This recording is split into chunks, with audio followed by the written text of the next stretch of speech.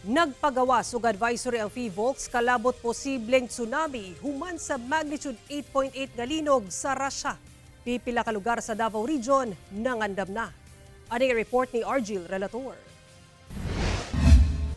Sa gipagulang advisory sa PHIVOLCS ganihang buntag, posibleng makasinati og minor sea level disturbance ang pipila ka lugar sa nasod tungod sa kusog nga linog sa Russia 7:25 kaganinang buntag. Sumala sa PHIVOLCS, ang mga lugar nga nagatubang sa Pacific Ocean, posibleng makasinati og dagkong balod nga dili moabot sa usa ka metro ang gitas-on karong hapon.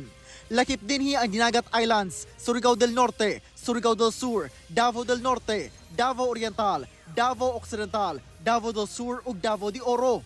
Busa, giabisuhan ang publiko nga nagpuyo doon sa baybayon og dunay mga bangka sa dagat nga mopalayo una og dili una moadto sa baybayon hangtod walay abiso nga luwas nang mamalik. Human sa pagpagula og advisory sa PHIVOLCS labot tsunami, gilayong gianunsyo sa PDRMO Davao Occidental ang suspensyon sa klase sa mga barangay nga nahimutang sa baybayon sa Davao Occidental agig pagsiguro sa kaluwasan sa mga estudyante ug mga komunidad. Sa Toril District sa Davao City, dunay nakadeploy nga responder ni ining beach resort sa Barangay Daliao nga usa ka coastal barangay aron masiguro nga walay mga ligo ug dagat. Subay sa pahimangno sa PHIVOLCS, Gi-warningan lang mga coastal area. Dol diri sa baybay nga mag-alert na gidaan. nagpahigayon sab og monitoring kining mga personahe sa BFP Toril sa kadagatan. Una pa man moabot ang oras na giingong posibleng dunay paglihok sa kadagatan, pipila ka mga residente sa Toril ang gisuta ang sitwasyon sa kadagatan.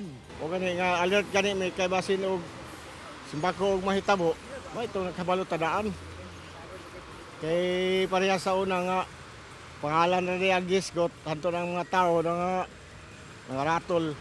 Kauban si Jojo Solarte sa kamera. Ako si Argil Relator. 1 Mindanao.